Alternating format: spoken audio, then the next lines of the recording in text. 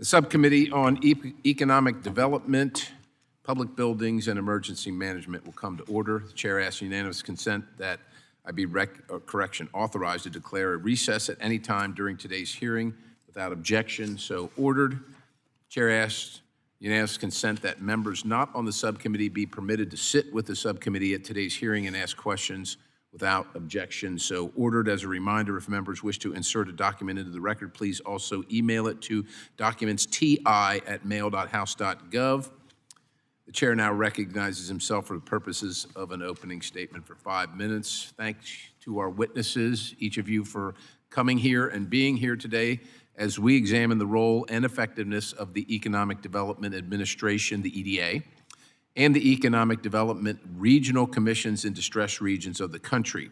Today, we will hear from the EDA as well as 6 regional commissions: the Appalachian Regional Commission, the Delta Regional Authority, the Northern Border Regional Commission, the Southeast Crescent Regional Commission, the Southwest Border Regional Commission, and the Denali Commission.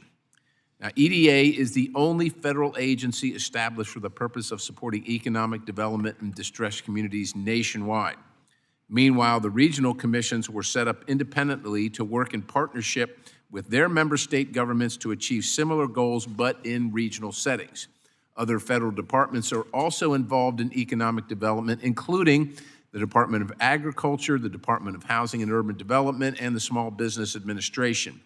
If this seems like a lot of cooks in the kitchen, I certainly think it is, and the list doesn't stop there. There are newly established commissions for Southern New England, the Mid-Atlantic region, and the Great Lakes states.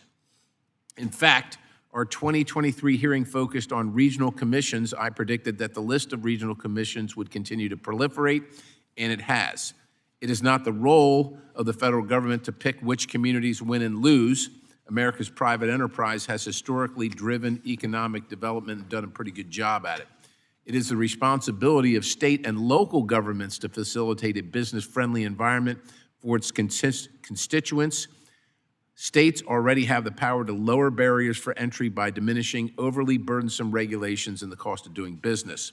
But here we are, even more federal programs than we had just 2 years ago. And to be crystal clear, I'm not blaming you, the witnesses here today, for this.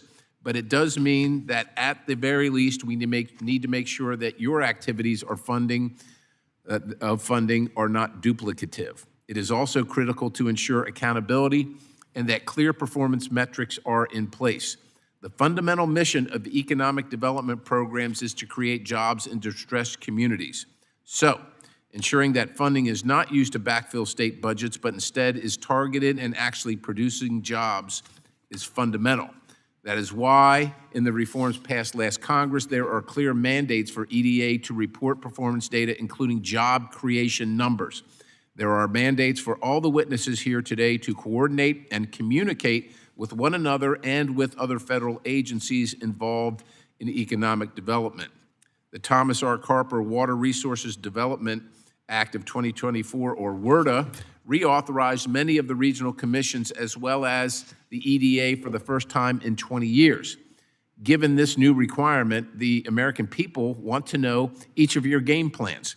More specifically, I want to know each regional commission's goals, how you are collecting and reporting performance data, and how you are coordinating with the EDA, one another, as well as other federal programs at USDA, HUD, and the SBA.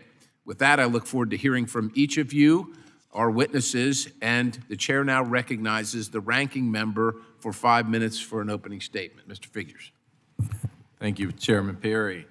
Thank you to all the witnesses for being here today, and thank you to all of your teams that have supported your presence here today as well. Thank you, Chairman, for holding this hearing, this important hearing to examine the work and effectiveness of federal economic development programs at the state and local level. These programs allow communities to make critical investment in workforce, training, and infrastructure, entrepreneurial development, and other initiatives essential to advancing sustainable economic growth across this country. I want to also thank our witnesses for joining us today and sharing your perspective on the important work of the Economic Development Administration and the federal regional commissions and authorities that each of you represent. We appreciate your time and look forward to learning from your experience administering and engaging with these programs. Today's hearing will give us the opportunity to assess how the EDA and the regional commissions are operating following their reauthorization under the Bipartisan Economic Development Reauthorization Act, which was included as part of the Water Resources Development Act of 2024. I'm interested in understanding what these programs are doing well, where implementation challenges still remain, and what improvements could help them work even better for the communities they are intended to serve. EDA plays a critical role in bringing job growth and economic opportunities to distressed communities in every region of this country.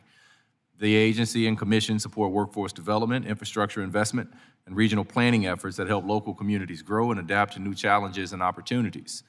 They also promote innovation and competitiveness at the local and regional, in our local and regional economies, helping communities succeed in the global marketplace. Despite this important work, EDA had not been reauthorized in over 2 decades prior to last year. That reauthorization gave Congress the opportunity to modernize the agency and strengthen its ability to foster economic growth in today's rapidly changing business environments. As we will hear from our witnesses today, the work of EDA and the regional commissions impact communities of all sizes, both urban and rural. In my home state of Alabama, we have seen this directly. In fiscal year 2024, the Appalachian Regional Commission worked in partnership with the Alabama Department of Economic and Community Affairs to support more than 50 projects in the state totaling nearly $22 million, investing in entrepreneurship and business development, workforce ecosystems, and community infrastructure. Additionally, just last month, the Southeast Crescent Regional Commission announced 5 state economic and infrastructure development grants in Alabama, totaling more than $2 million. These investments will support water and sewer infrastructure, workforce training, and local transportation planning across several counties, projects that will help these communities build long-term economic stability and growth. As we examine how these programs are being executed and implemented on the ground, it is essential that EDA and the regional commissions have the necessary tools and resources they need to meet the challenges of the regions and the residents that they serve. We must ensure that these federal investments deliver lasting and meaningful economic development for local communities across this country. I thank our witnesses again for appearing before us today, and I look forward to your testimony. Thank you. Chair thanks the ranking member. The chair now recognizes the ranking member of the full committee, Mr. Larson. Representative Larson, for 5 minutes. Thank you, Mr. Chair. I want to thank the commissions and the EDA for being here as well. We're going to be voting on the floor at 10:30. I'm going to just ask unanimous consent to have my full comment into the record, and then just point out a few things about the regional commissions, which are a federal-state partnership that Congress created to implement community and economic development strategies in some of our most disadvantaged regions. The work that you've done, and working closely with the EDA, is to build durable regional economies throughout the country. EDA and regional commissions provide critical investments in wastewater treatment facilities, workforce training, industrial park road improvements, broadband expansion, and a variety of other areas, and they're an important economic tool for local regions.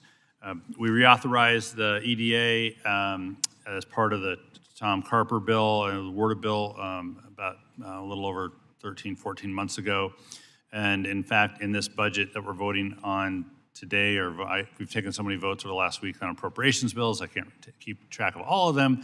We do, in fact, fund the commissions moving forward as well. I think what I want to see is to ensure that the work the commissions are doing does, in fact, line up with EDA priorities, and the EDA priorities line up with the commissions. And so I know it's a partnership. It's a constant push and pull to ensure that you're achieving the goals you need regionally, but also achieving the goals with your partner, the EDA. And so with that, I'll end it there, and again, just ask unanimous consent for my full statement to be in the record. Chair thanks Representative Larson. I'd now like to welcome our witnesses and thank you again for traveling here today. Briefly, I'd like to take a moment, especially for anybody new, to explain our lighting system. There are 3 lights in front of you. Green means go, yellow means you're running out of time, and red means please conclude your remarks. And if I'm hitting the gavel, well, you don't want me hitting the gavel, right? Chair asks unanimous consent that the witnesses' full statements be included in the record without objection. So orders, and I would just encourage you also just be familiar with the microphone, put it in front of your mouth so that we can hear you. Chair also asks unanimous consent that the record of today's hearing remain open until such time as our witnesses have provided answers to any questions that may be submitted to them in writing without objection. So ordered. The chair also asks unanimous consent that the record remain open for 15 days for any additional comments and information submitted by the members or the witnesses to be included in the record of today's hearing without objection. So ordered. As your witness correction, written testimonies have been made part of the record. The subcommittee asks that you limit your oral remarks to 5 minutes. And just as a reminder, we're scheduled to vote at 10:30. We're scheduled to vote at 10:30. Doesn't mean we're going to vote at 10:30. So we're going to try and get through as much as we can. But you can probably rely on a bathroom break sometime in the next hour or something like that, just for your personal planning purposes. All right, as your written testimonies have, we already said that. With that, Mr. Page, you are recognized for 5 minutes for your testimony, sir. Thank you. Chairman Perry, representative figures, distinguished members of the subcommittee, thank you for the opportunity to testify before you on the Economic Development Administration's implementation of the Thomas R. Carper Water Resources Development Act of 2024, which reauthorized EDA through FY 2029. The administration is moving to execute on the requirements of the statute and is making swift progress. A few of the authorities have longer lead times, but I'm proud to assure you that EDA is working diligently to put them in place. With that, I want to run through some of the highlights of EDA's implementation so far. First, at the structural level, EDA has already submitted and Congress has approved a reorganization to stand up the 2 new offices required by the law: the Office of Disaster Recovery and Resilience and the Office of Tribal Economic Development. The Disaster Office helped design EDA's FY 2025 Disaster Supplemental Funding Notice, which was released on June 4th, 2025, and is currently accepting applications to help areas recover from disasters that occurred in 2023 and 2024, including Hurricanes Helene and Milton. Further, the Tribal Office held a tribal consultation on September 25th, 2025, as part of the process to develop a tribal economic development strategy as required by reauthorization. Second, many of the statutory authorities were self-executing and became available immediately to EDA. This includes the new authorities related to implementing broadband projects, new eligible entities, expanded eligible activities, and new flexibilities around capacity building and pre-award activities. The law also institutionalized many programs where EDA has previously only received appropriations. This includes 2 programs in particular: assistance to coal communities and assistance to nuclear closure communities. As the President has made clear, we must ensure the conditions for energy dominance and must course correct after years of decline in critical energy sectors like coal and nuclear. To that effect, among the nation's best opportunities for energy independence and economic growth are our coal and nuclear communities. Both of these communities have special relationships with EDA because of the attention called to them in the law. EDA intends to leverage these relationships to help advance the President's energy dominance agenda and revive these hardworking communities after years of decline. Third, EDA quickly adopted Congress's new definitions for investment priorities and set up a process to notify Congress about upcoming award decisions. We immediately incorporated the 5 new investment priorities into EDA's funding decisions and updated them on the website and into our funding announcements. Fourth, EDA is actively working on a new program utilizing the workforce authorities Congress enacted. As was mentioned in a recent EDA blog post and consistent with the America's Artificial Intelligence Action Plan, we seek to help American communities transition towards this new vision by setting aside $25 million in grant funding in support of the AI Action Plan. Fifth, EDA is actively working to deepen the integration and coordination it already has with the regional commissions. In fact, in February, EDA and the commissions are convening in West Virginia to foster coordination and dive deeper into 3 important areas: closing the urban-rural divide on economic development opportunities, supporting development of a skilled workforce that aligns with private sector needs, and ensuring these communities can participate in the economic opportunities afforded by emerging technologies. Finally, EDA is actively working to update its economic distress criteria and corresponding grant rates. EDA is currently researching and conducting due diligence and intends to consult with subject matter experts and stakeholders before undertaking notice and comment public rulemaking, which will likely take at least another year. As you are aware, the President's budget request for FY 26 proposes to eliminate funding for EDA as part of the administration's plans to move the nation towards fiscal responsibility. While EDA and the Department of Commerce stand ready to execute this directive, We are committed to ensuring that any funds that are executed, including for the activities I've described, are deployed in a manner that protects American taxpayers and supports communities. In closing, Chairman Perry, Ranking Member Figures, and members of the subcommittee, thank you again for the opportunity to discuss implementation of EDA's reauthorization. I'm happy to answer any questions you have. Chair thanks the gentleman. The chair now recognizes Ms. Manchin for 5 minutes for your testimony, ma'am.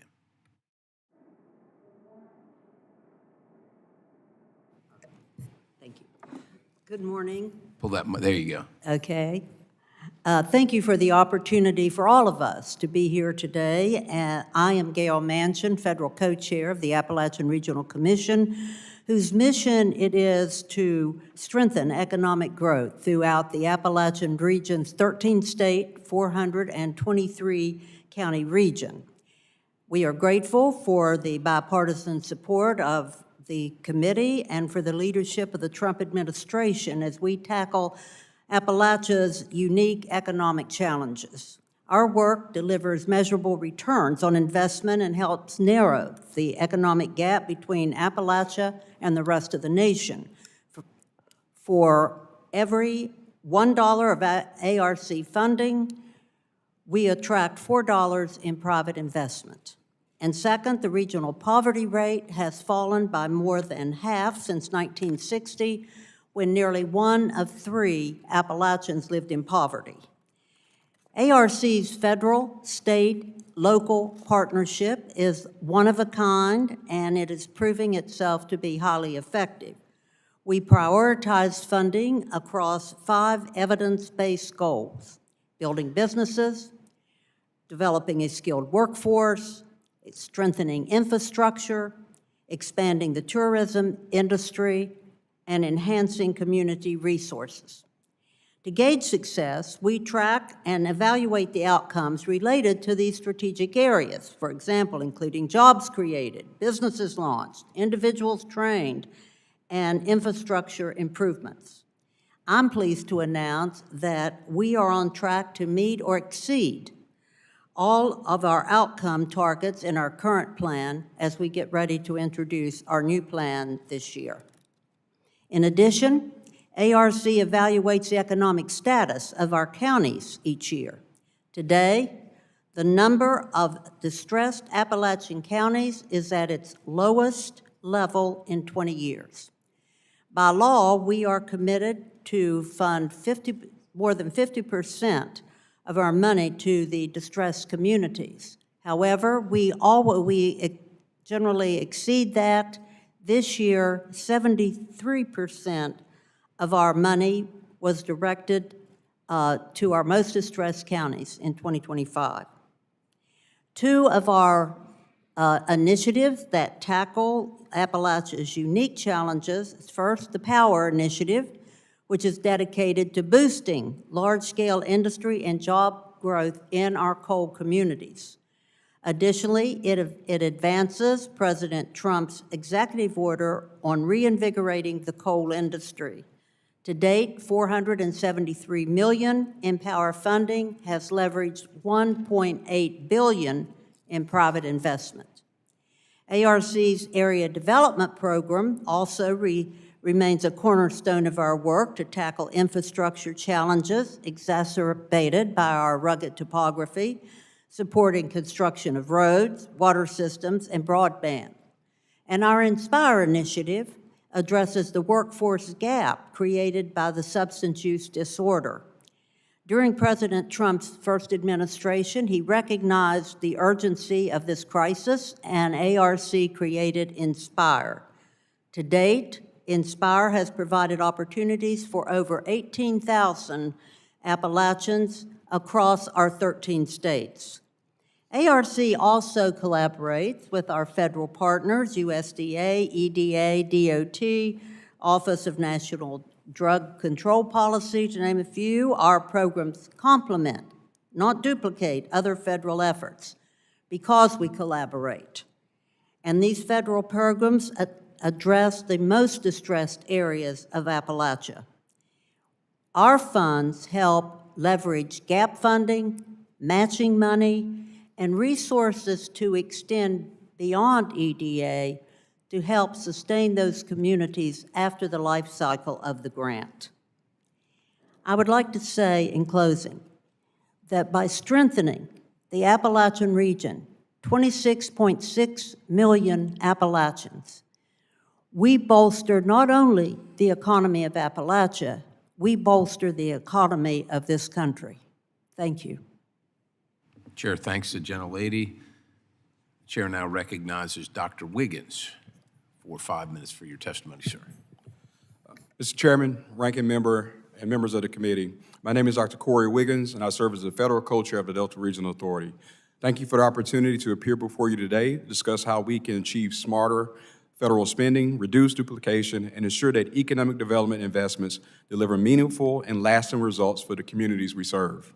The Delta Regional Authority serves 255 counties and parishes in 8 states, including Alabama, Arkansas, Illinois, Kentucky, Louisiana, Mississippi, Missouri, and Tennessee. At its core, DRA operates as a federal-state partnership designed to align regional economic development priorities.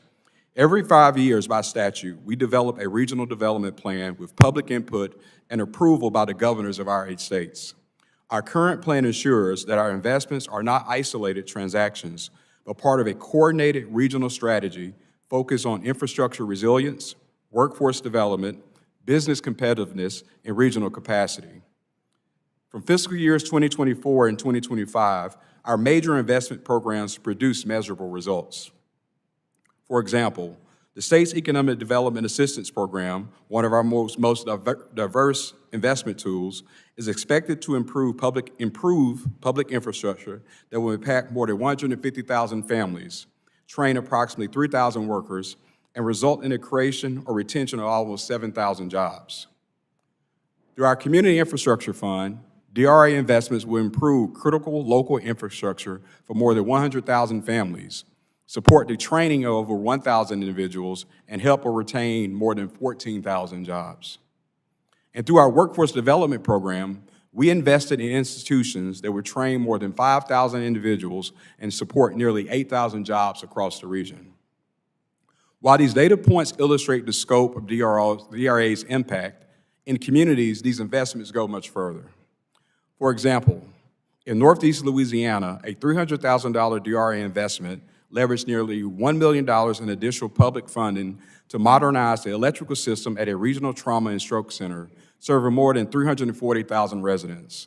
That single project strengthened healthcare delivery, protected more than 700 jobs, and reinforced regional medical capacity.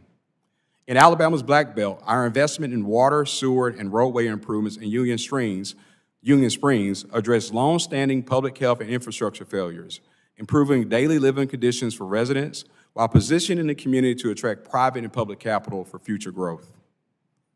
More recently, Congress provided $2 million to DRA through supplemental EDA funding for disaster recovery and infrastructure restoration. Those funds are now supporting recovery efforts across 5 communities in 4 states, helping more than 1,700 households to rebuild and stabilize after federally declared disasters. To ensure effectiveness, DRA also invests in local capacity, not just projects. In 2024, DRA's Local Development District Technical Assistance Program supported the 44 local development districts in our region and resulted in the communities securing more than $50 million in combined federal and state investments. Nearly 90% of those funds go toward critical public infrastructure and workforce systems. We also operate leadership and technical assistance programs that strengthen communities' capacity to develop high-quality projects. This early investment improves results, minimizes administrative waste, and ensures federal resources are aligned with projects that are viable, sustainable, and locally supported. Regional commissions coordinate across federal, state, and local systems to ensure that national policy and regional priorities are responsive to distinct conditions and challenges of the communities we serve. We operate where federal policy meets state leadership and local implementation. From that position, we help reduce duplication by ensuring that investments in infrastructure, workforce, health, and business development reinforce one another rather than compete or overlap. In closing, DRA's value is measured not only in dollars invested, but in systems that help rural and distressed communities attract capital, manage growth, respond to disasters, and participate more fully in the national economy. We stand ready to work with this committee to ensure that federal economic development policy remains efficient, effective, accountable, and responsive to the communities that need it most. Thank you for the opportunity to testify. I look forward to your questions. Thank you, Dr. Wiggins. Mr. Saunders, you are now recognized for your 5 minutes of testimony, sir. Thank you, Mr. Chairman, Mr. Ranking Member, members of the subcommittee.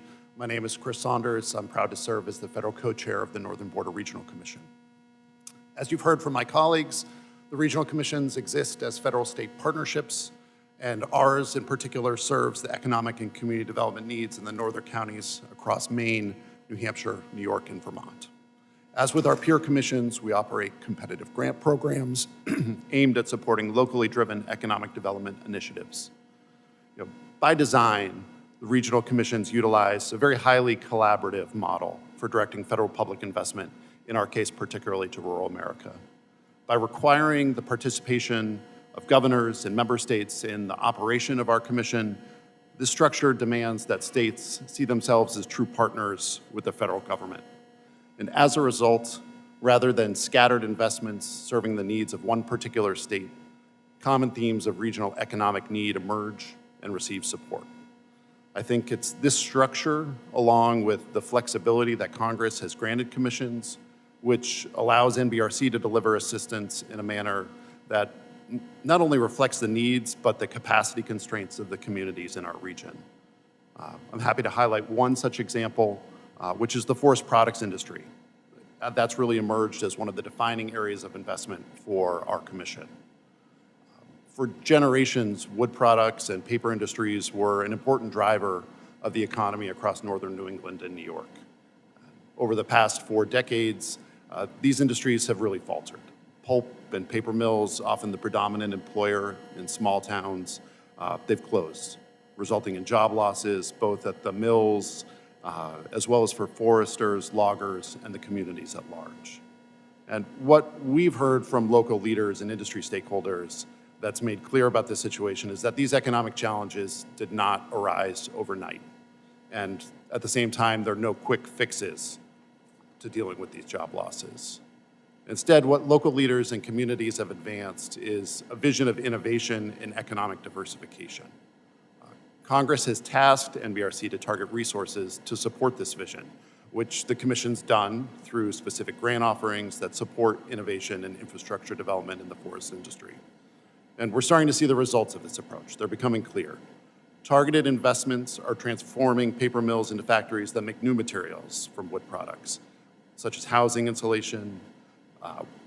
We have wood products made from wood fibers, housing insulation, new building materials, a host of other products, which in a state like Maine, the Maine Forest Products Council has shown that between 2019 and 2024, while paper manufacturing sales have declined by over 40%, wood product manufacturing, including the products I referenced, have increased by 45%.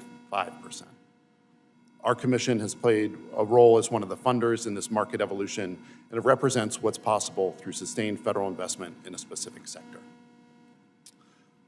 Taking a step back and looking at the commission's work as a whole, we have over 437 active awards that include projects such as transportation infrastructure, drinking water and wastewater infrastructure, workforce development, business lending, among many others. In my prepared testimony, I shared examples of some of the specific types of awards we've made in recent years. Our appearance in 2003 was referenced at the subcommittee, and I'm happy to provide an update to some of the statistics NBRC shared at that time. In the past 2 years, of the nearly 200 awards from NBRC's Catalyst program, 50% have been made to infrastructure. Those projects were leveraged at nearly a 1-to-2 ratio, bringing in an additional $273 million in non-federal investment into our region. 75% of NBRC awards were made to communities of under 5,000 people, and 66% were made to applicants of distressed communities. I hope what you've heard is that regional commissions can offer the ability to focus in a targeted way on a sector that's important to the region that they serve. They also have a governance model that really requires collaboration, and in our estimation, produces a very highly effective way of delivering resources to rural America. Thank you for the opportunity to testify, and I look forward to your questions. Thank you, Mr. Saunders. We now turn to Dr. Reed for your testimony. You recognize for 5 minutes, ma'am. Good morning, Chairman Perry, ranking members, and members of the subcommittee. Thank you for the opportunity to testify on behalf of the Southeast Crescent Regional Commission.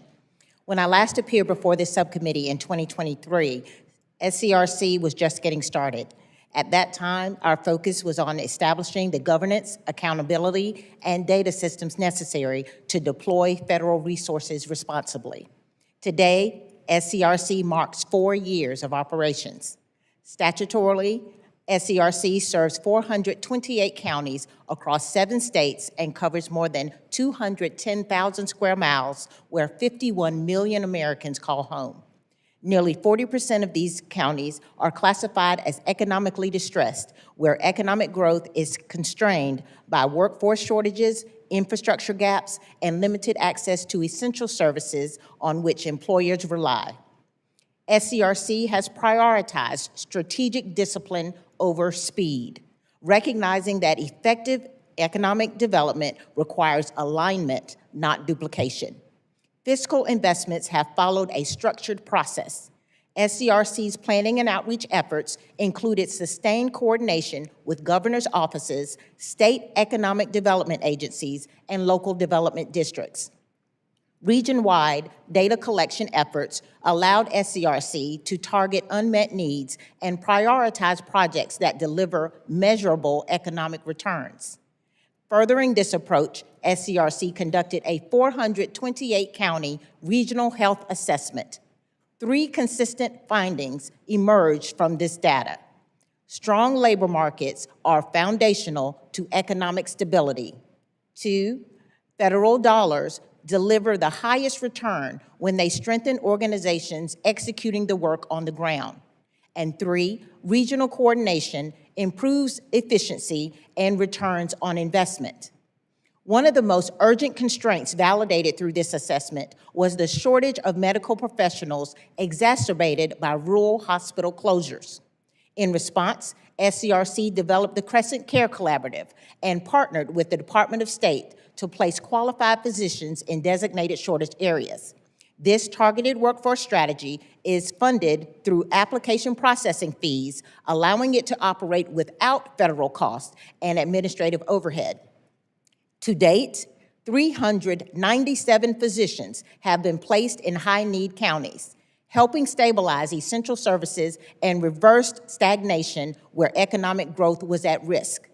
In addition, SCRC has completed 2 grant cycles of the State Economic and Infrastructure Development Grant Program, investing nearly $53 million on 139 projects. For example, in Bluffton County, Georgia, $1.2 million will fund a workforce training center that will train more than 200 individuals in agriculture and small business development, with a focus on transitioning veterans into agricultural careers. In Henry County, Alabama, $2 million will develop a workforce technology center, providing hands-on training and dual enrollment that creates seamless career pathways for students and adults. In Lauderdale County, Mississippi, $475,000 will expand training in diesel, automotive, and aviation maintenance, supporting 159 new jobs, leveraging nearly $33 million from local investments. And Clark County, Mississippi, $600,000 for a cofferdam to restore Arcoosa Lake, reviving tourism and retaining jobs. As outlined in the 5-year strategic plan, investments are evaluated on access to infrastructure and services, job creation and retention. The 2 grant cycles funds leverage significant state, local, and private investment, producing a return of $2 per every federal dollar. These positive returns on investment are tied to quantifiable outcomes in jobs, infrastructure, and economic capacity. SCRC is designed for accountability and efficiency. The Commission maintains a lean federal footprint, while governors of member states play an active role in setting priorities and overseeing investment. This governance model ensures local relevance, minimizes administrative duplication, and aligns federal spending with state economic strategies. I appreciate the opportunity to report on SCRC's growth and strengthen this region, critical to America's long-term economic growth. Thank you for your time. I look forward to your questions.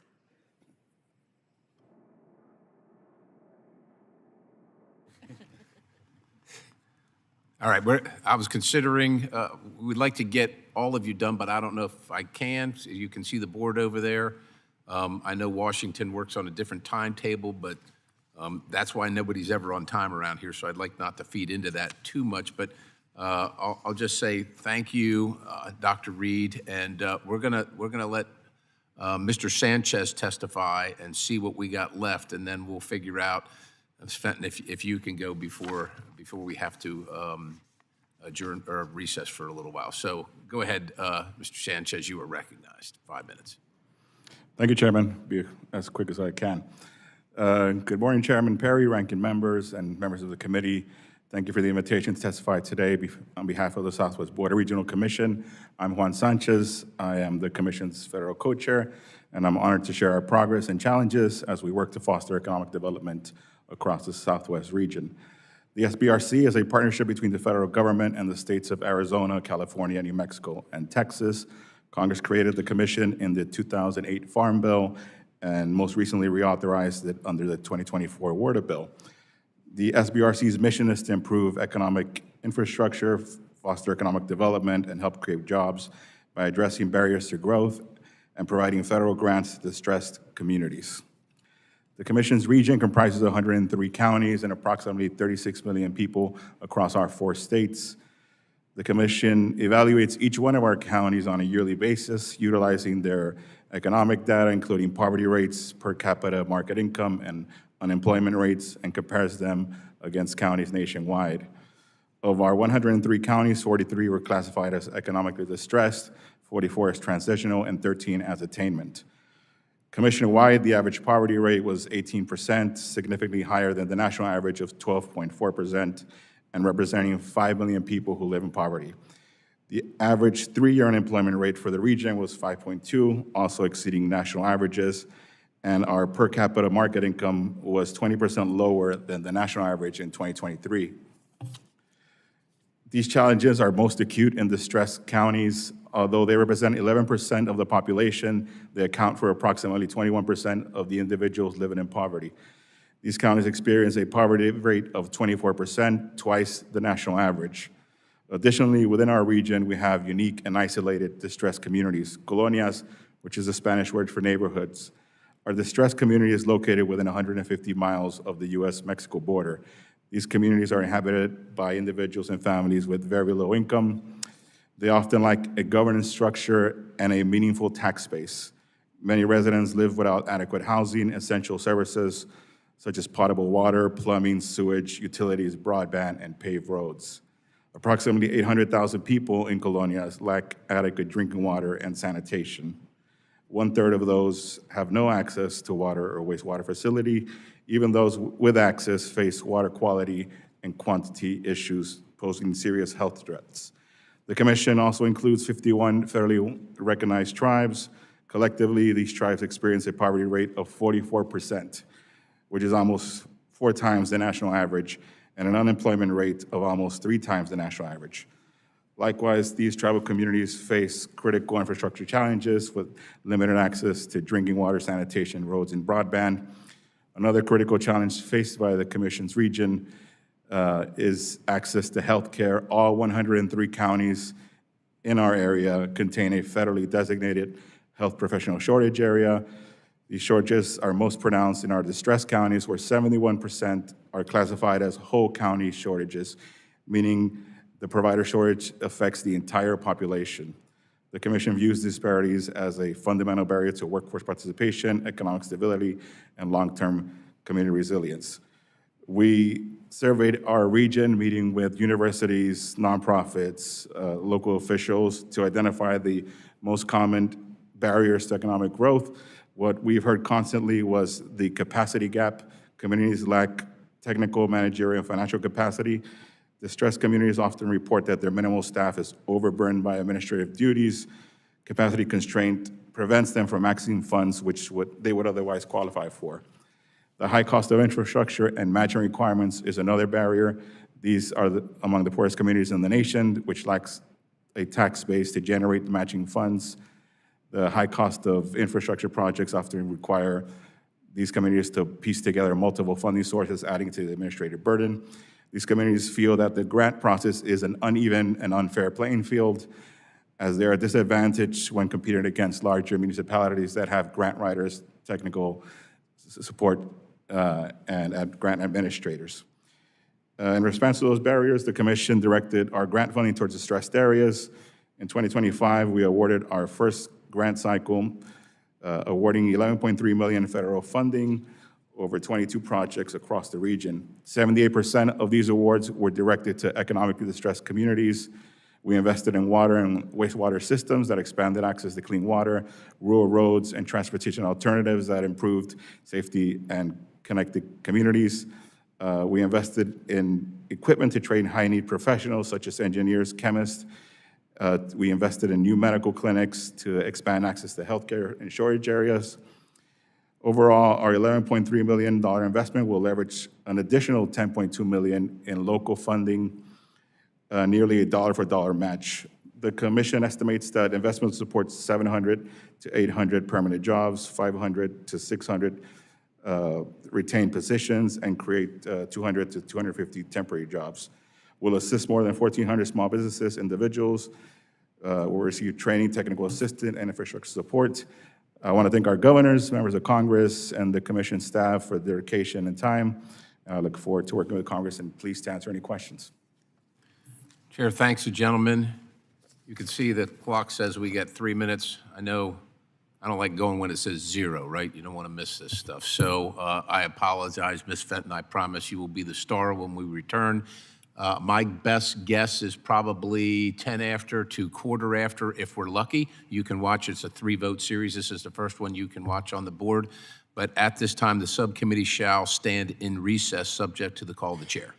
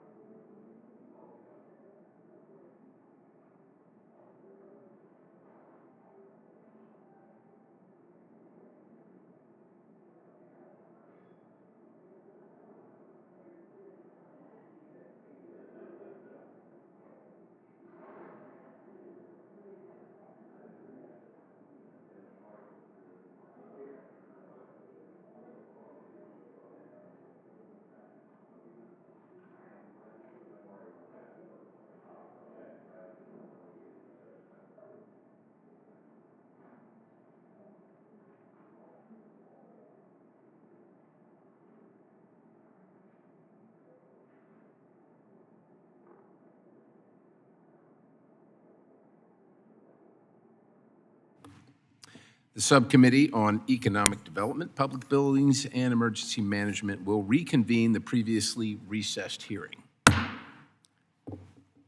Ms. Fenton, you are now recognized for 5 minutes of testimony. Wonderful, thank you. Thank you, everyone, for the opportunity for the regional commissions to be here with you today. My name is Jocelyn Fenton, and I serve as the Director of Programs for the Denali Commission. The Denali Commission is the only Alaska-headquartered federal agency and a 25-year federal-state partnership focused on the most remote, high-cost communities in the nation.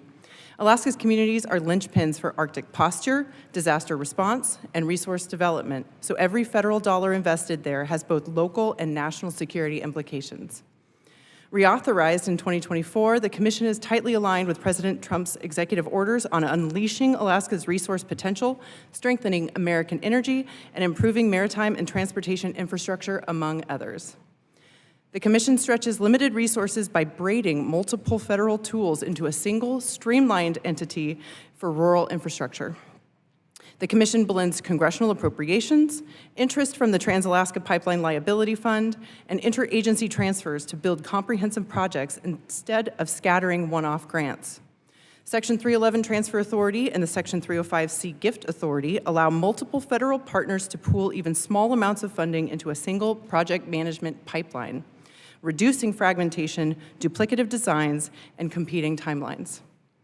Annual work plans go through a public comment process and are approved by commissioners and the Secretary of Commerce, ensuring alignment with congressional intent, administration priorities, and community-driven needs. With these tools, the Commission currently manages more than 300 active projects, totaling roughly $386 million, while operating with a 1.4% administrative overhead, an efficiency level that rivals or exceeds many larger programs. The Denali Commission's core value proposition is partnership.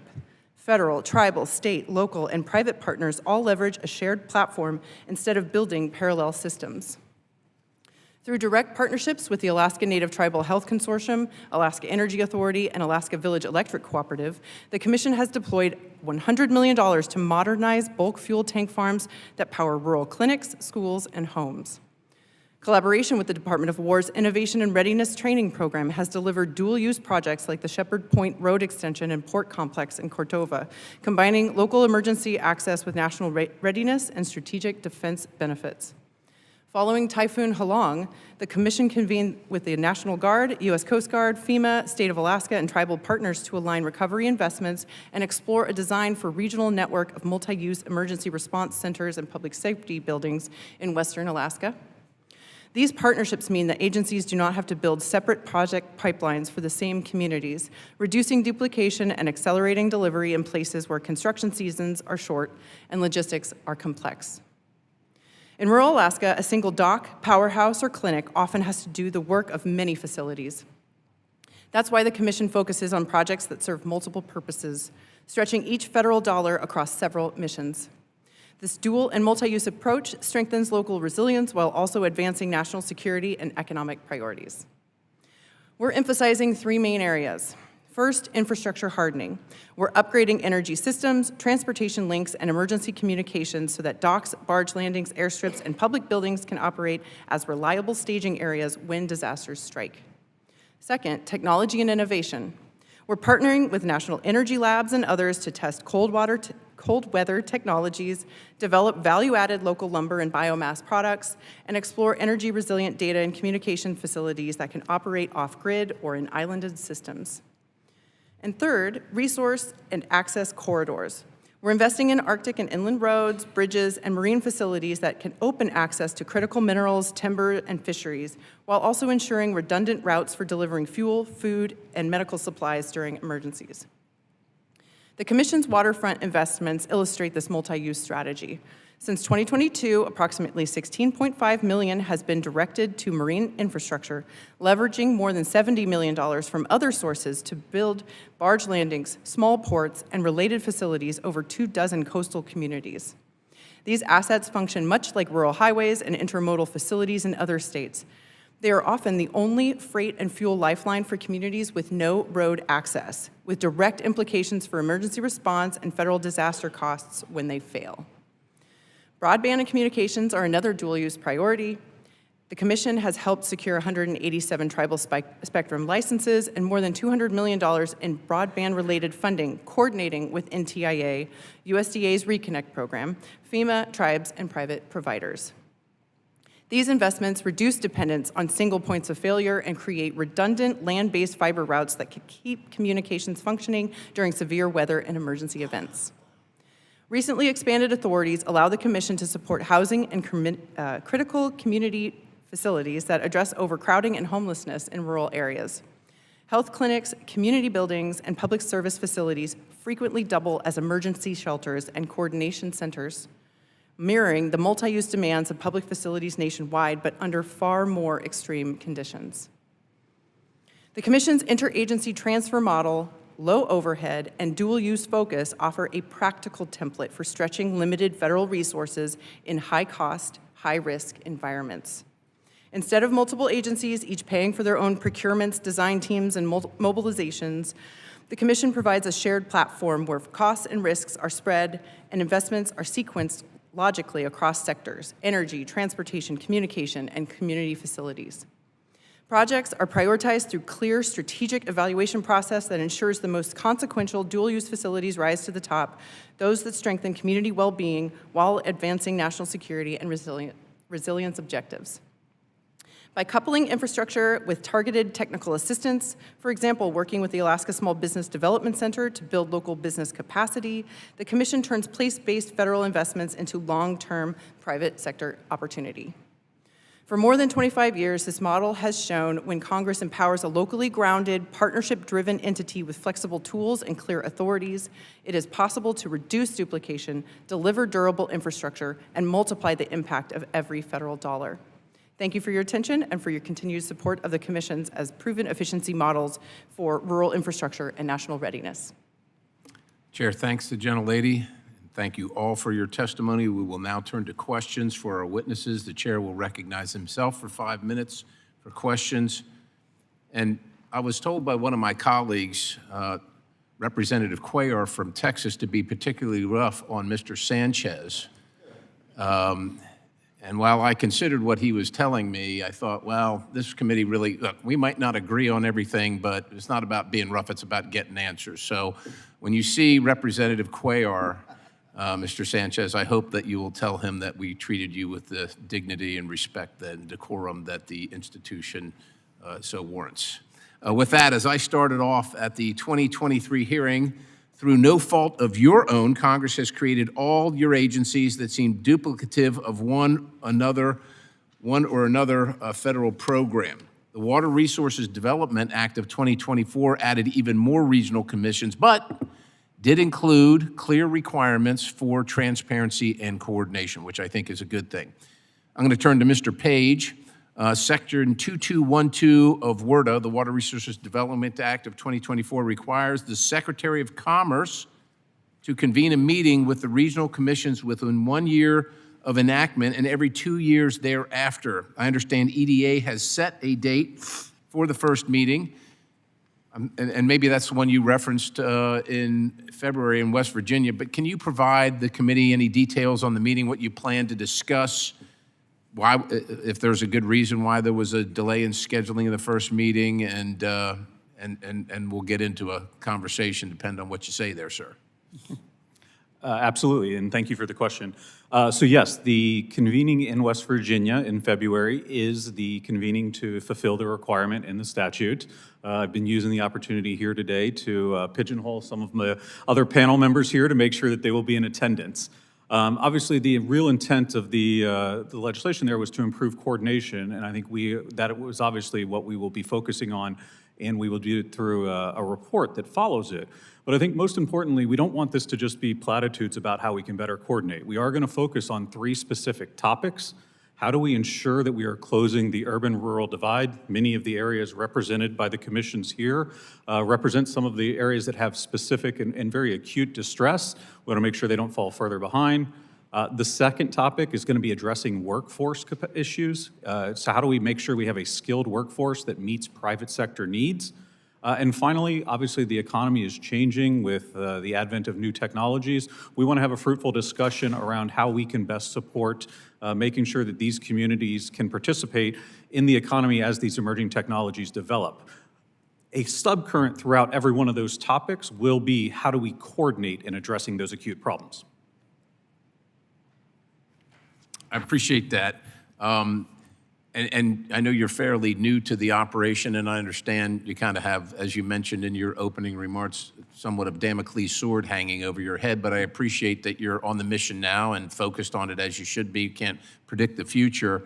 Do you actively communicate on any kind of regular basis with your colleagues here from the various commissions?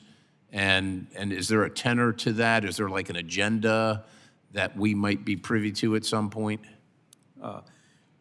Yes, sir. Thanks for the question.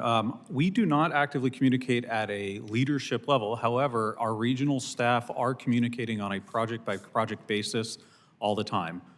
We have several working partnerships with, particularly with ARC, where we will jointly manage a project so that we can both reduce the burden on applicants, but also be more efficient at a federal level. We also do some of that work with DRA. And on the ground, some of our partners and our local staff are working with many of these other commissions. So I'm running out of time here, but performance metrics, I've talked about this before. I think that the American people are due, they want to see how well you're doing, right? And that's appropriate. We are told that the core commission of your agencies is to support investment in distressed communities that leverage private investment and create long-term jobs. At some point, if these investments are working, we should see counties or areas moving out of the distressed column. Can each of you at some point provide this committee, for the record, snapshot maps of your areas that show some progression of how well you've done over the course? And I know some of the commissions are fairly new, but at least a starting point so we have a benchmark, and then we can look at some goals, because I would think, and look, maybe you can tell me, look, Representative, the map is not indicative of our success, and this is why, or we don't really use that in that fashion. But I will tell you, for a quick snapshot, members of this committee look at that to determine if you're being successful or not. So if we're wrong, we need to know, and if there's a better way of doing it, we need to know. But if there isn't, then we want to see how you're progressing. And look, you can all just kind of raise your hand or tell me, I can't do it, or I can do it, because I don't want you to. I'm beyond my time here. So is that something each one of you can provide? Yes, we'll get that to your office. All right. Ms. Fenton? Yes, sir. Yes, thank you, ma'am. All right, I will now turn to the ranking member, Mr. Figures. Here's 5 minutes of questioning. Thank you, Mr. Chairman. Mr. Page, I'll start with you. I represent Mobile, Alabama as part of my district, which is right along the Gulf Coast, right in Hurricane Alley. So the work of the Office of Disaster Recovery and Resilience is something that is particularly relevant to us. And obviously, the 2024 reauthorization of the Public Works and Economic Development Act established that office within EDA, and it is expected to report annually on EDA's activities and disaster response here to Congress. So can you briefly give me an update on the status of the Office of Disaster Recovery and Response, and how many people are employed there, as well as what disasters they've responded to? Absolutely, and thanks for the question, Congressman. The office has been officially established as part of our reorganization that was submitted to Congress earlier this year. We have the exoskeleton. We're working through the particulars internally about all of the authorities because we did a comprehensive reorg of the whole agency as a result of the 2 new offices. We actually, on net, we reduced the number of organizational offices within the organization by 6, even when adding the 2. But the team and the expertise was brought to bear in the development of our 2025 Disaster Supplemental Notice of Funding Opportunity. And it is a novel approach that I think is really designed to both leverage the expertise that EDA has built through some of its programs that we've developed tech hubs and recompete so we can go large scale. It focuses on kind of our traditional programming and infrastructure, and it also can provide capacity assistance, and it allows us to seamlessly meet communities where they're at along that continuum. That is a direct development based on the expertise, the engagement of that Office of Disaster Recovery in supporting different disasters. One in particular is we have been on the ground supporting the FEMA designated mission in North Carolina. That has been a big focal point following Hurricane Helene. All right, thank you. We'll follow up to see if we can get some more specifics with you regarding it, but I'm pressed for time. Mr. Wiggins, or Dr. Wiggins, rather, my hometown regional authority, my home state regional authority, but infrastructure remains a major barrier to growth in Delta communities. You mentioned in your opening statement some of the work that you guys have done in Union Springs, Alabama, which for those that don't know, that part of the country suffers from some very unique barriers from an infrastructure standpoint. A lot of those communities are too rural for traditional sewer systems, and the soil composition in that part of the country is actually not conducive to septic tanks. And so you end up with large swaths of people that have some significant sewage issues, which create some of those health concerns that you guys have helped address. Can you speak a little bit to the investments in water and sewer and broadband and transportation to support long-term economic development, particularly in those sorts of areas? Sure, thank you. What I would say, what we're seeing across our region is there's a strong need for some of the basic building blocks of economic development. Water, sewer. We see some of our communities who are progressing well. They have those basic building blocks, but it's been a struggle in some of our rural communities. Just to give an example of how much need is out there, our annual appropriations last year was $31.1 million. But for our community infrastructure fund, which only does public infrastructure, our request from the region was about $245 million from the region. And so speaking to the need, we are leveraging our funding at DRA by partnering with our federal partners. There are even some times where we're able to partner with regional commissions like ARC, where there's some overlap. And so I think the need exists. We're meeting the need as best as we can, not only from a funding standpoint, but also how we support communities with some of the technical assistance and support they need along the way in the project development process too. Yeah, well, we certainly appreciate the work that you guys are doing down there. Dr. Reed, EDRA allowed EDA to lower cost-sharing requirements for small and economically distressed communities. And has that lower cost-sharing requirement impacted the number or volume of applications or the types of projects that you guys are able, that have been proposed to you guys? Yes, it has had a positive effect on the number of applications. In round one, we received 363 applications and only granted 56 projects. In round two, 357 applications and 83 projects. And many of those, that cost share has been a positive factor in not only the applications, but in the execution of the grants themselves. Well, thank you. I appreciate the work that you guys do and look forward to working with you guys in ways to better support what you guys do and the service you guys provide to this country. Thank you. I yield back. Chair thanks the gentleman. The chair now recognizes Representative King Hines from the Northern Mariana Islands. It's a long way from home. It sure is. Good morning, everybody, and thank you for your testimony today. And I want to especially thank Mr. Page. And we had a little bit of an opportunity to chat back in the waiting room back here.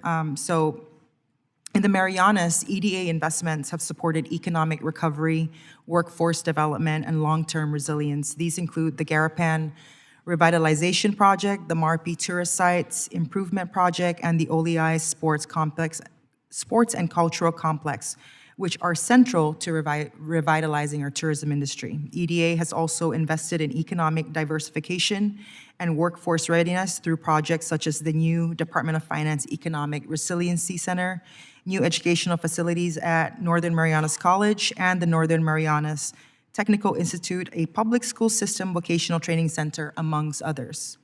For a small, remote, and highly distressed territory, these projects are foundational. They support small businesses, expand workforce training, strengthen government capacity, and help the CNMI build a more resilient economy beyond tourism. And so my focus is ensuring that the flexibility Congress provides is translating into timely support for territories like the CNMI, and that the ongoing investments are protected.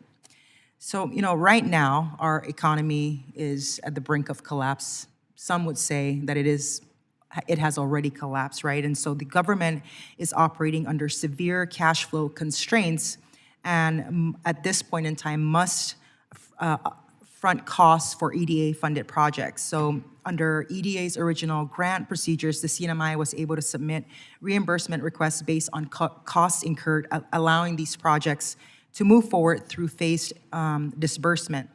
But from what I've been told, EDA has since changed this process to require proof of payment before reimbursement is issued, which has created significant challenges for an economically distressed government, particularly given what's happening with the economy.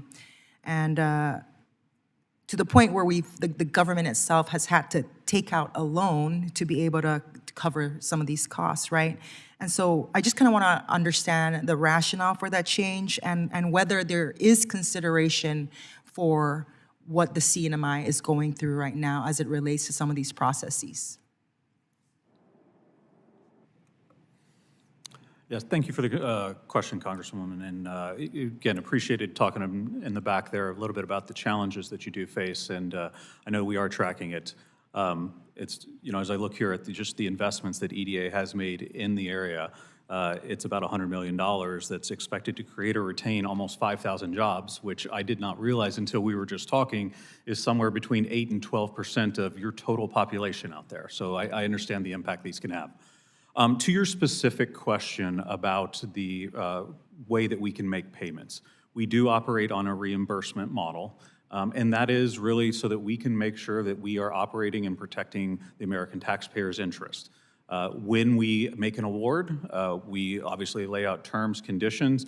The disbursement of funds is one of our final checks to make sure that those terms are being met and adhered to, and it's a good way of fiscal control. And also for us to make sure that the projects are progressing and that we are not leaving any cost out there that shouldn't be paid, but we're also not paying costs that weren't applicable. There are some limited instances where we can do advancements, and we're happy to work with you and your staff and the grantees to explore those. Thank you very much for that. So it's been very fascinating to listen to the different commissions. In particular, I was fascinated by by the presentation of the Denali commissioner.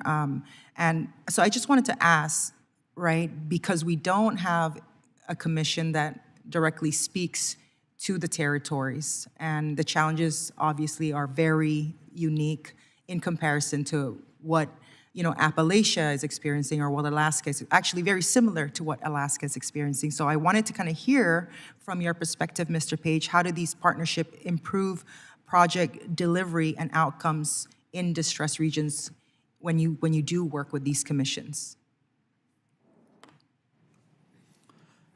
Absolutely. So the partnerships with these commissions tend to bring localized knowledge about the challenges for these very distinct geographic regions. We obviously have state representatives that cover the entire country and the territories, including CNMI. I think the regional commissions can help in a doubling down and bringing a on-the-ground perspective that can help with that. That being said, I do know that we have an outstanding economic development representative that does cover all the territories in the Pacific. He is make sure that he is spending time to be very attuned to the challenges so that he can speak to it, and recognizes that they are unique versus many of the other parts of the country. I'm out of time. I yield back. Chair, thanks you, gentlelady. The chair now recognizes the representative from the District of Columbia, Ms. Norton. Thank you, Mr. Chairman. I strongly oppose the Trump administration's efforts to gut the federal workforce and the federal contractor workforce and to move federal agencies out of the District of Columbia. Last year, DC lost at least 24,000 federal government jobs. Deputy Secretary Page, how is the Economic Development Administration working to support the creation of new jobs and industries in the District of Columbia? Thank you for the question, Congresswoman. We are tracking the what you cite here. At the end of the day, EDA works, the projects that EDA receives are developed from the ground up, consistent with economic development strategies, and projects that can meet the unique distress characteristics of a community. So a workforce disruption, unemployment levels, things like that, can be a qualifying event. And our local Philadelphia regional office, I believe, is already working with entities in the district to explore projects. I know that there's one that's already in consideration, but I'd also say longer term, the District of Columbia and the National Capital Region is not actually covered by an economic development district where you would actually have a comprehensive economic development strategy that would lay out the long-term goals for diversification of the economy and strategy, strengths, weaknesses, opportunities, and threats. Happy to report that we've actually engaged with some local entities, most notably the Metropolitan Washington Council of Governments, to start discussions around how they could actually start to develop a SEDS and create an EDD so that they can lay out those strategies and identify the unique programming that can support the district. Thank you, Deputy Secretary Page, and I yield back. Chair thanks the gentlelady. The chair now recognizes the gentleman Representative Barrett. Thank you, Mr. Chairman. Thank you to the panelists that are here. Appreciate your testimony. I served in the state legislature before coming here to our nation's capital, and we had some robust debates about economic development back home in Michigan. You know, I kind of start from the position that government doesn't create jobs. Government can create government jobs, but private industry creates the jobs that ultimately pay for government jobs. So you might maybe consider me a bit of a skeptic around some economic development programs and some of the lofty prognosis of what they are set to bring in, what accomplishments we've had, kind of glossing over some of the, failures of certain economic development programs that I think deserve rational debate. And then sometimes maybe the data that we get is a little bit optimistic. But with that being said, I do appreciate you being here today. I know that we have a lot of programs that were initiated during the COVID-19 pandemic. There was obviously a massive disruption to the economy, and Congress and really all levels of government took action to really manage as best we were able. And, in hindsight, maybe things could have been done differently, but I do acknowledge that there was a lot of uncertainty then. At the time, though, Congress provided the EDA with significant supplemental funding to support economic recovery, including, I think, $1.5 billion from the CARES Act, $3 billion from ARPA. The EDA played a sizable role in administering these COVID-related economic recovery funds that were intended to stabilize communities quickly, predominantly under the previous administration. Mr. Page, I'm curious if you know if these funds were targeted well and if they produced measurable results.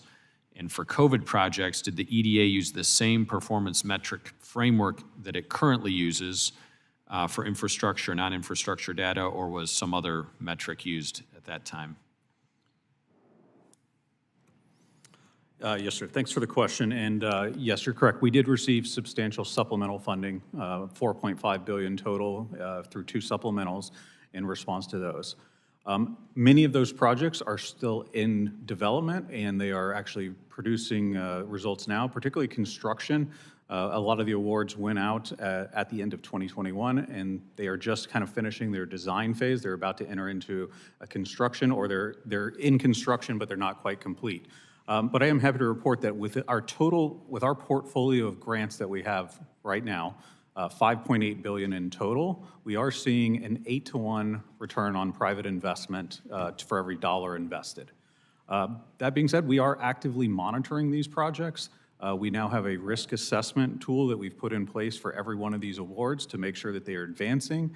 And if they are not, if for some reason the beneficiary has changed and therefore the actual expected value has changed, if there are complications, if there are cost overruns, we are willing to work with the applicant to terminate the grant. Sure, and I appreciate that. I'm just to me, sometimes we force a idea that we're going to do something that the market may not necessarily otherwise demand.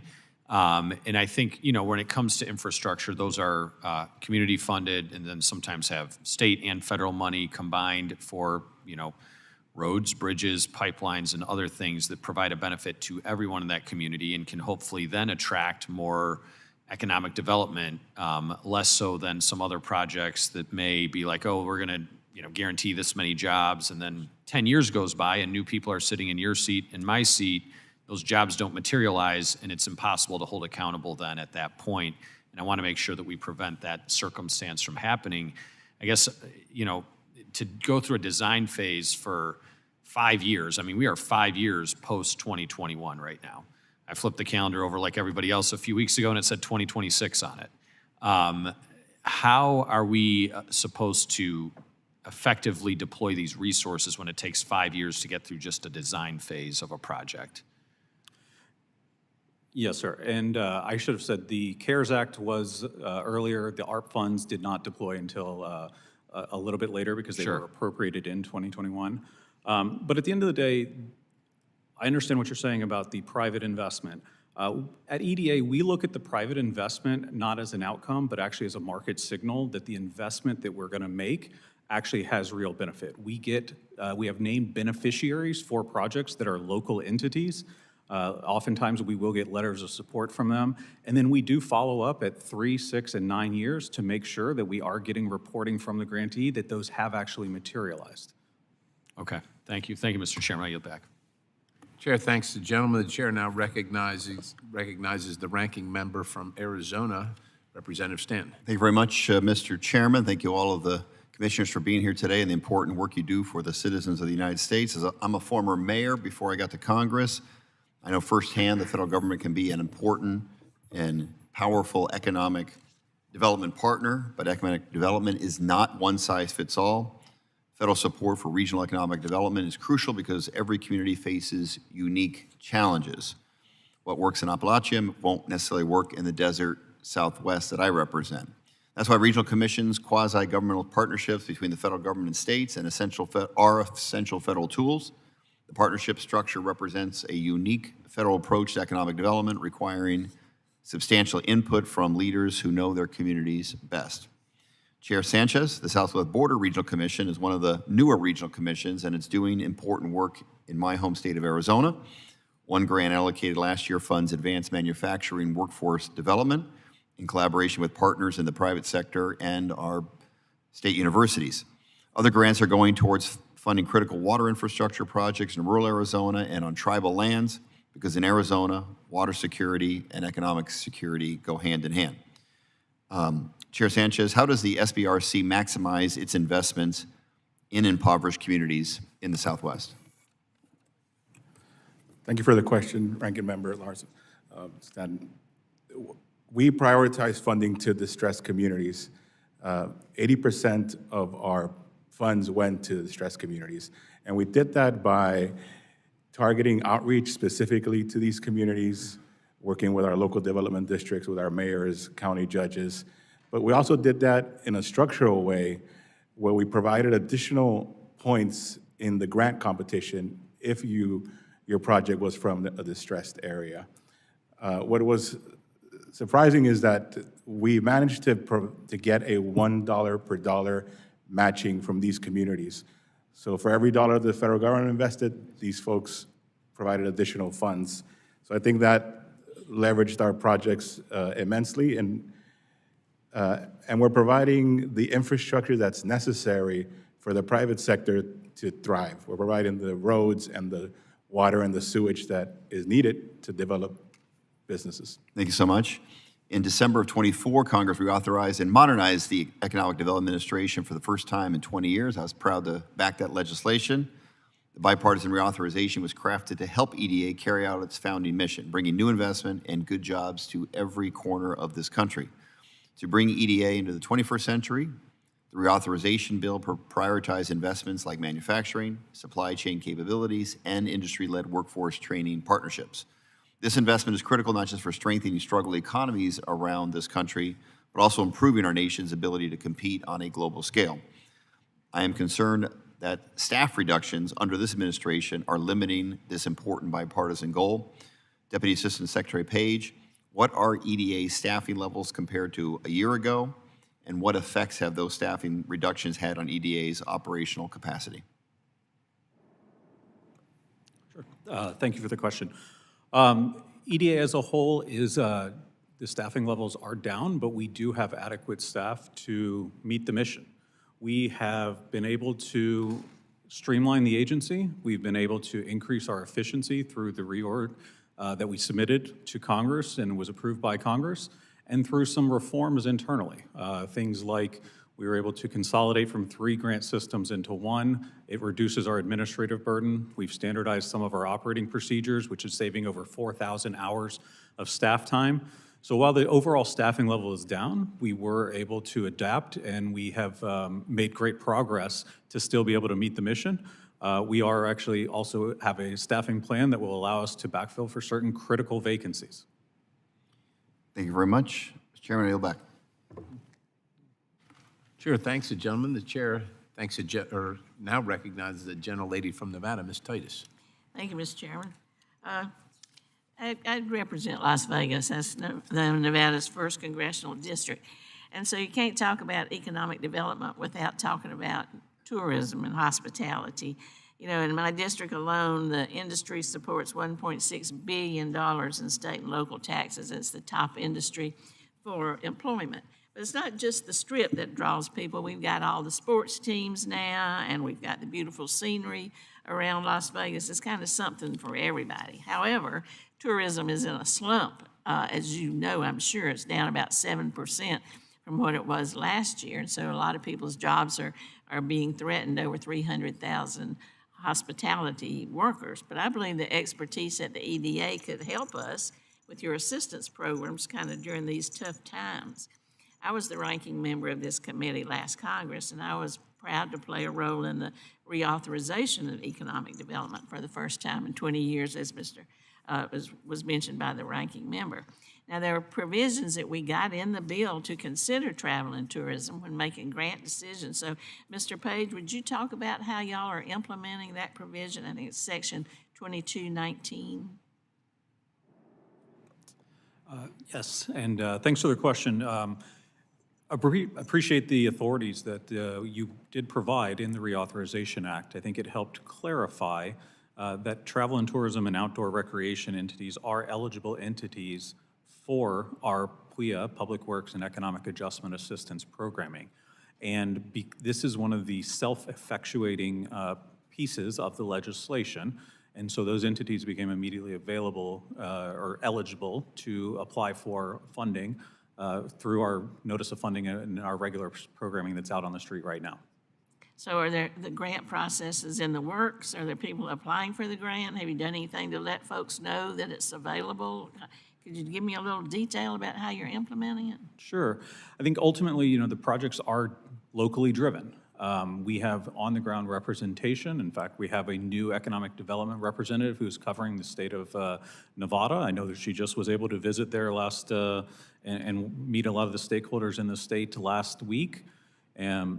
She will work with the local economic development districts, nonprofits, state and local entities.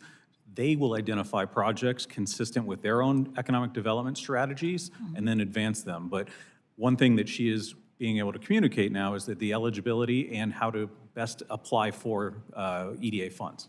Well, great. Would you ask her to kind of get in touch with Claire in my office and let us know kind of what's going on, see if any of those groups that locally might need our assistance to help push these grants forward? Absolutely. We'd be happy to make that connection. Okay. Well, thank you. We'll look forward to that. The second thing that y'all look at that's so important in my district is water. You know, we are in the desert. And last session, we did my legislation, Water Conservation Economic Adjustment Act, and that's part of your reauthorization too. And it clarifies that you can use economic assistance funding for industrial water conservation in areas where you've got decreased water supplies as a result of drought, so we attract businesses that aren't big water users. I don't see anything about water conservation as an eligible use in the notice of funding opportunity that y'all published in September. Are you planning on doing new guidance? Where does that stand? Could you talk about that for a minute? Yes, happy to talk about that. The notice of funding opportunity really represents a high-level frame of the types of investments. It does not list out every single type of project. And that's really because the variety of projects that a local community may need is almost limitless. So what we do is we do train our staff, and our economic development representatives are on-the-ground representatives of the agency. They are experts in our funding announcement. They're experts in our programming. And they work hand in glove with local entities to identify types of projects that could advance. They're there to provide consultation on is it eligible, and then how to best structure an application such that it can be reviewed and deliver the type of impact necessary consistent with an economic development strategy. So you don't really have any guidance that you've issued. But is it this same lady that is doing the tourism stuff on the ground out there that you mentioned, your staff on the ground? Well, Yes, maybe when she meets with Claire, she could talk about what's going on in the water projects too, because we don't see any evidence of it, as well as tourism. Thank you. I yield back. Chair thanks the gentlelady, and the chair is now going to stall a little bit to see if some other members showed up. Many of you came from long, long distances to be here, and quite honestly, it's embarrassing that more members aren't here. And we would like to hear from you, and you're here, and we appreciate that. We want to honor the sacrifice that you've made. So I'll start kind of down in this end of the road and go that way. And look, one of the things that people want to know is kind of what you do and how you measure it. And if you could, and you don't have to get too in-depth, but just kind of generally speaking, we'll start with Ms. Fenton. If you can share like the top 2 or 3 performance metrics that you use to measure the effectiveness of the money that's coming in and the management of it and how your selection process, how do you do that? Well, first I would say our administrative overhead is an easy indicator of the funds that we're able to manage and deploy compared to our staffing. That's the boots on the ground. In Alaska, local expertise, other agencies look to us to provide that expertise in deploying funds in a efficient manner. Our bulk fuel and energy program is one of our top programs, top funding coming into the state, top needs across the state. And so, those performance metrics, we get, lower, cost per gallon of diesel, in these series of microgrids across the state, lowering the cost of fuel, making efficiencies for delivery and consolidating fuels into bulk fuel to maximize costs, to maximize gallons per dollar, and lowering that kilowatt hour cost among communities. And then also, every gallon saved through energy efficiency projects. I know energy efficiency is kind of a negative term these days, but it means a lot to rural Alaska in Arctic conditions. Making sure the envelope of a house is secure, and we're using every kilowatt hour of power and electricity to maximize its use. So those are 2, I think, top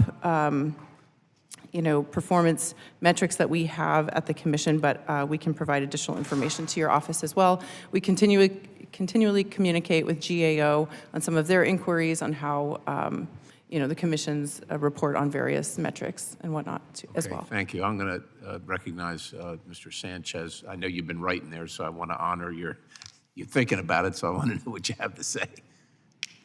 Thank you, Chairman Perry.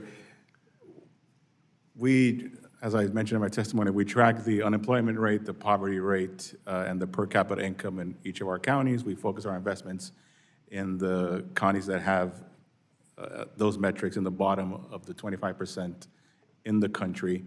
Our projects are underway now, they're just getting started, but we are tracking on a monthly basis how they're using the federal investment, how they're using the local investment that they provided, the jobs that they've created on a quarterly basis, jobs retained, how many households they've served, and the estimated population that would benefit from the grant. So every quarter we make grantees explain to us exactly how they spend the money and how they met those metrics. And look, I'm not trying to be difficult, and I get that each one of your regions provides, there are different projects and different challenges that you have, and every project is not the same. So, you can't have a boilerplate template that just says this much in equals this much out equals this was what we get. I get that, but it's important that we know and that the American people know that there's, the value is coming out of this and we're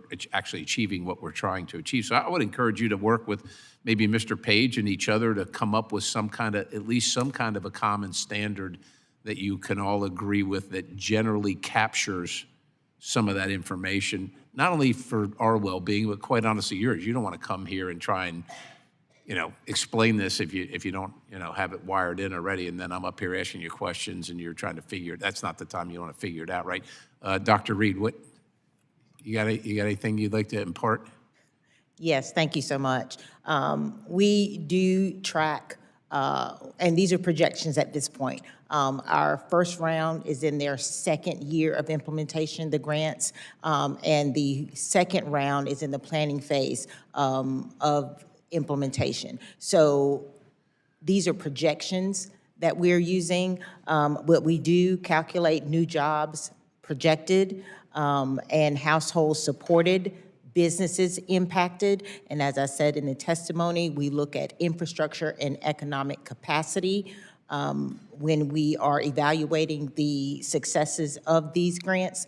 But to your point, we're also working with our communications firms and working on a map that will be interactive so that when you hover over the actual grant, it will give you the information that you provided that for that particular grant and that particular I think, county. in layman's terms, we'd like to know how many jobs created over what period of time, so the longevity of those jobs, and maybe, the income level, generally speaking, or something, so that we see that this is making progress, it's improving lives, it's having the impact that's so intended. Mr. Saunders. Exactly.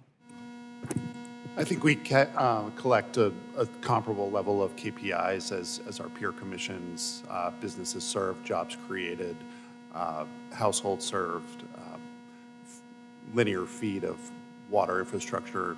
I think we That'd have be one you could measure, right? Yeah, I think we have this data and happy to take your suggestion to collaborate with our commissions and the EDA to standardize some base level that's useful for the committee. I think it would help us, right? Because we want to feel comfortable that this is all happening the right way as it should be.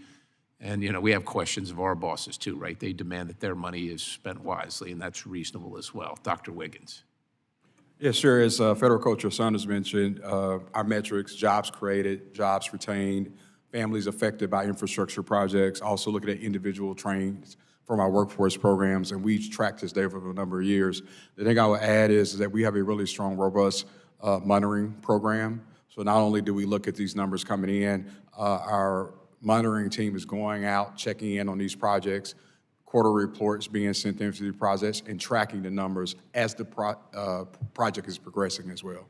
Okay, great.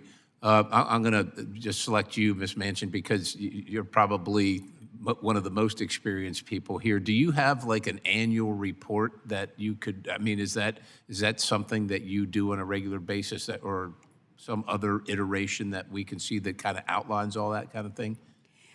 Excuse me, absolutely. We do an annual report every year. I think if you look at the framework, you're right. We've been here a historical period of time, but economic development is the focus. So every grant that comes in is weighed on how it's going to affect as an economic stimulator. Right. And then, so again, as everyone said, it's new businesses, jobs created, infrastructure, communities improved. And every grant is evaluated on the outcomes. How many jobs, how many people?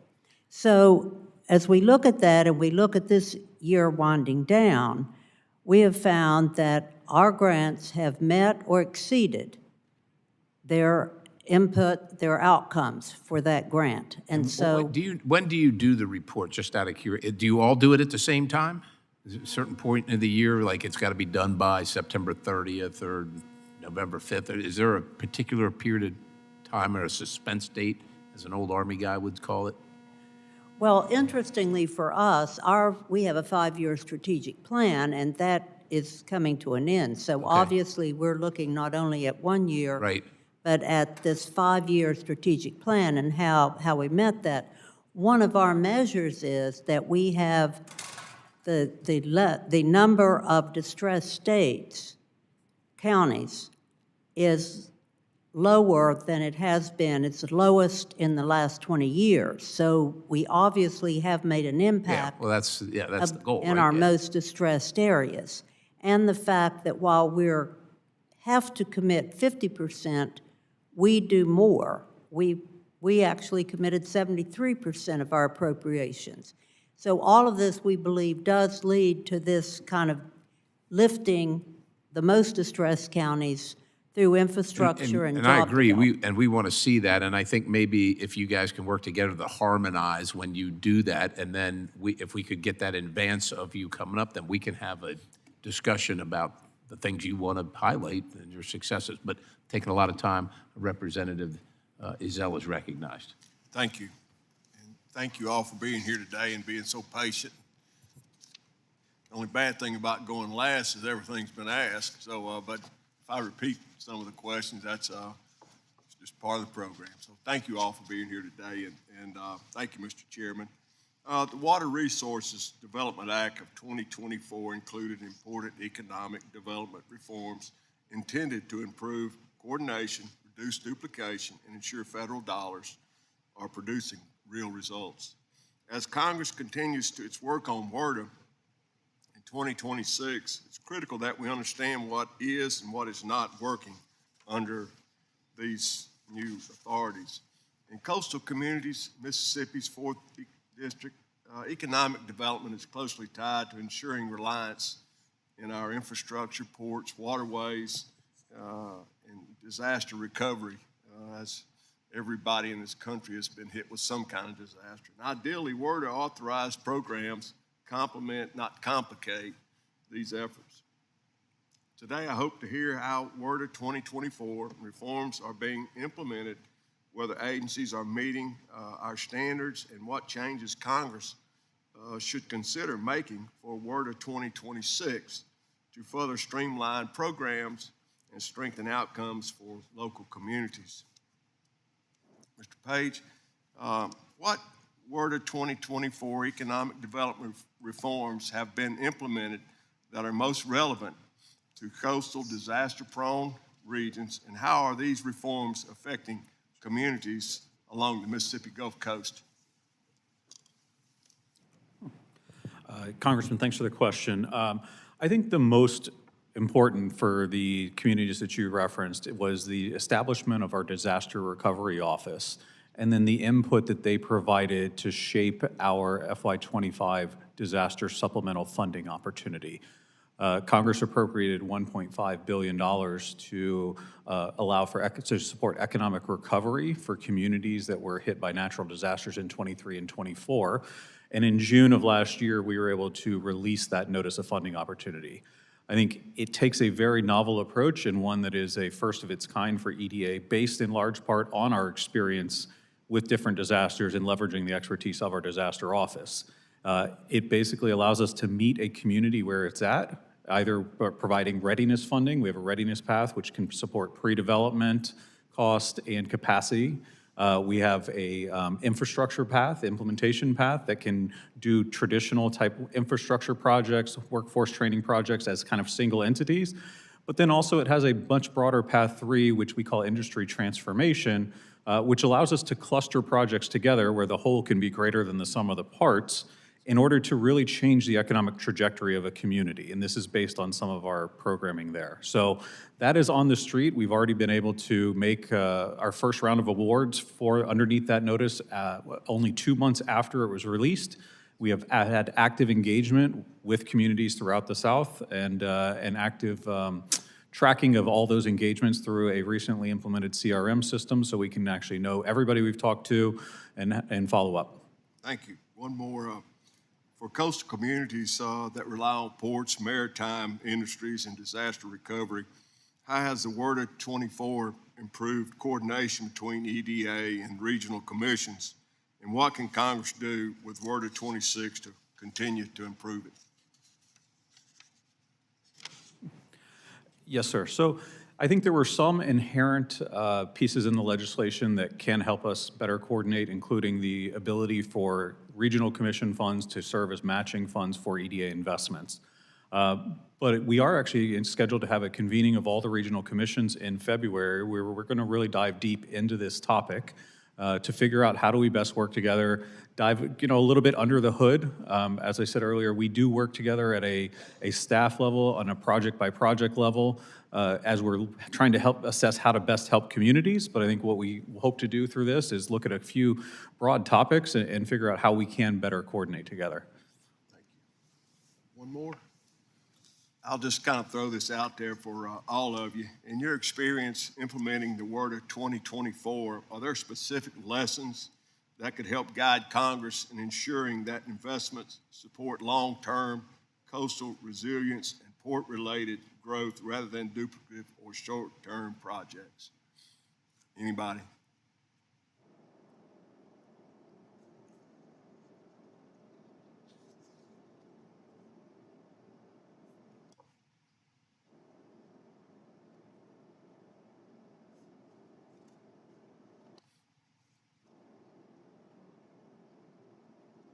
Go ahead.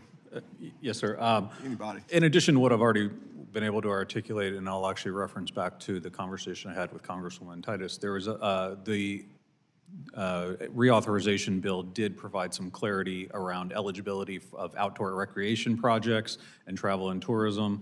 I believe that that could help with many of the coastal communities, and we are working to educate through our local representatives how those projects are eligible, and so that we can work with communities to bring them in and evaluate them for their effectiveness. Thank you, and thank you all for being here again today. Chair, thanks to gentlemen. In case you wondered, it's all of us that have the accent. If you didn't understand the guy from Mississippi, that's why. The chair now recognizes again the gentlelady from Nevada for 5 minutes. Thank you, Mr. Chairman. What accent? I don't know what accent you're talking about. I was going to ask Mr. Page about something else that was in the reauthorization bill, and that was to update and modernize the use of university centers programs. I noticed that in the December 2025 blog post, you've discontinued funding for the university center programs. I wonder, are you in compliance with the law that we passed and that President Trump signed, or are you just ignoring it, or what's the reason you quit funding it? And I would ask other members from regional offices if they benefited from having university centers, or how they worked with them, or they didn't notice that they're gone, or what's going on. Yes, Congresswoman, thanks for the question. So the FY25 appropriation for EDA appropriated $400 million, but $30 million of that was disaster delegated funding and was not available for obligation. So we did have to identify $30 million within our programming where we would not expend those funds. In order to make that decision, we did a comprehensive review of all of our programs to assess them based on the stakeholder impact and the level of effort. Through that process, we did identify 3 programs that we were going to discontinue funding for in 2025. That was the university centers, the STEM Talent Partnership, and the Trade Adjustment Assistance for Firms. As it pertains to the university centers, they have had a several decade carve-out within our programming to provide assistance and to serve as a central coordinating function for technical assistance in communities.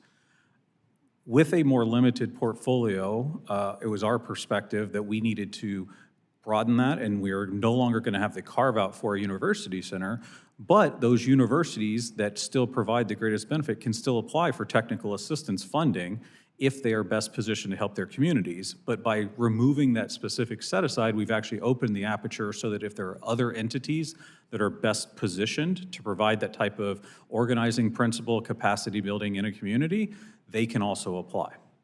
What about the STEM program that you just mentioned? I would think that'd be very important right now, all the emphasis on STEM and its connection to future jobs. Yes, ma'am. One of the things that I often talk about with my team and how to think about our programming, and I think this particularly relates for this panel, is what is our comparative advantage? We are $400 million in a $30 trillion economy, so we can't solve everything. The STEM Talent Partnership was a $2.5 million program. It was very costly to administer, and when you look at the other STEM programs that are out there that are supported by the federal government, we just did not have the comparative advantage or the reach. So as I mentioned, as we evaluate our programs on those two axes of stakeholder impact and level of effort, STEM Talent Partnership, relative to our other programs, did score substantially lower. The juice wasn't worth the squeeze.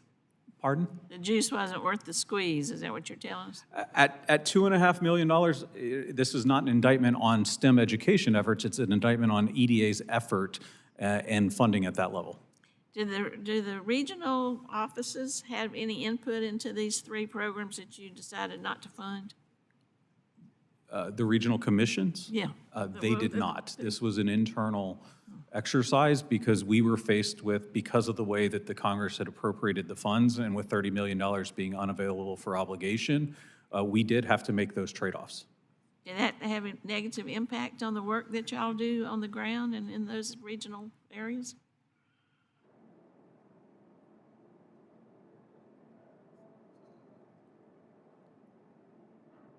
Anybody? Didn't have any impact?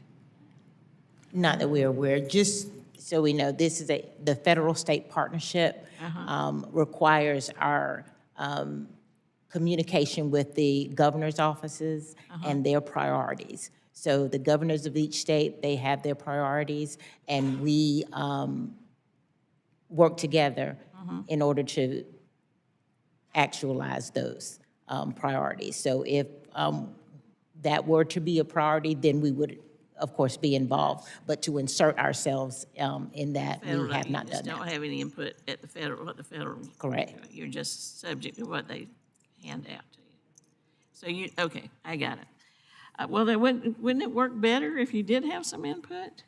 At what you are seeing on the ground that you all need in your states, that we would advise the federal level agencies that when they're making decisions of where to put money for what kind of grants, that they would hear from y'all directly? Just doesn't work that way, huh? Well, I think part of what we're doing as we're getting together and meeting next month is doing more around coordination. As Federal Co-Chairwoman Reed mentioned, we do work a lot with our states. We, most of all, do have regional development plans that's input from local community and our state partners, our member states, and so we try to align those resources. As mentioned earlier, our team, our programmatic teams also do work with the program staff at EDA for the very purpose of this hearing and making sure we have more alignment and we're not duplicating services. But from the focus, I think of, at least from a DRA perspective as a commission, making sure we are meeting the regional needs of the 255 counties in our region that we're serving, with getting local input as well. Yeah, well, thank you, I appreciate that. Chair thanks the gentlelady. The chair now recognizes the representative from Pennsylvania, Representative Bresnahan. Well, thank you, Chairman Perry, and to Ranking Member Stanton for holding this hearing today, and to all the witnesses for being here. Just last week, I had the opportunity to tour Toby Hanna Army Depot to highlight a $68 million investment in its radar systems, a project that supports both our national security and good-paying jobs in northeastern Pennsylvania. I was joined on that tour by representatives from the NEPA Alliance, the regional development organization that serves the 5 counties in my district. During that visit, we discussed how they work with the EDA and the ARC to help bring federal investment dollars back to our community. So this hearing times out very well. My first question will be for Mr. Page and Honorable Manchin. Both of your testimonies emphasize strengthening coordination with regional commissions and local partners. Can you expand on how you gather local feedback and how that input is used to identify and prioritize and ultimately shape projects and funding opportunities to ensure they reflect real local community needs? Absolutely, happy to answer that question, Congressman. For us, EDA really is about funding locally driven projects, and that starts with a community-developed economic development strategy. It sounds like you were there with one of our economic development districts. They are our partners on the ground, and in order to be eligible for our funding through our Public Works and Economic Adjustment Assistance Program, they have to have a strategy, either an EDA-sponsored CEDS, Community Comprehensive Economic Development Strategy, or something equivalent, that lays out the strengths, weaknesses, opportunities, and threats that they have within their community and how they plan to address it and leverage local assets and resources. As part of those plans, they will often articulate partnerships that they have with other regional or commissions or federal entities so that we can make sure that we are doing complementary investments, not duplicative investments. And not to repeat, because everything that he said obviously also matches the mission of the Appalachian Regional Commission in terms of economic development. But what I would say is, due to the collaboration, the way that we don't duplicate is that we come in with offering some gap funding, matching money, which for many of these rural areas, that becomes some of the most difficult part of getting a grant, is getting the match money. So we make sure that our resources, and as he said, when grants come in, they are highly evaluated on meeting both the outcomes for economic development for ARC, but also what other monies are they receiving, so that, as he said, they're both evaluated. But at the end of the day, this allows resources to go into ways it provides resources from ARC, that grant money, once it ends, there is some sustainability, that project can continue to grow and develop and create what they're trying to do, economic development, more jobs created. And so the very fact of this collaboration and working together is what strengthens the end result of these grants and what happens in these communities. So it's not a duplication, it actually strengthens and elongates how these resources are used. Just as a quick follow-up, is there anything that you would suggest that could be done better, different, more efficiently, or is there anything that Congress can help ultimately get these projects funded quicker, faster, more efficiently? I'll just redirect it to both Mr. Page and Honorable Manchin. Sure. I think we're really hoping, we've referenced this a couple times, we are going to be getting together in February as a group to discuss and to meet the legislative requirement from the WRDA bill last year to get together and talk about that exact thing. So I think we'd hope to have some of those recommendations that come out of that convening and the report that's due out of it. I appreciate that, Mr. Chairman. I yield the balance of my time. Chair thanks the gentleman. Gentleman yields back. Are there any further questions from any members of the subcommittee who have not been recognized? Seeing none, that concludes our hearing for today. I want to thank all the witnesses. Appreciate you taking the time to be here.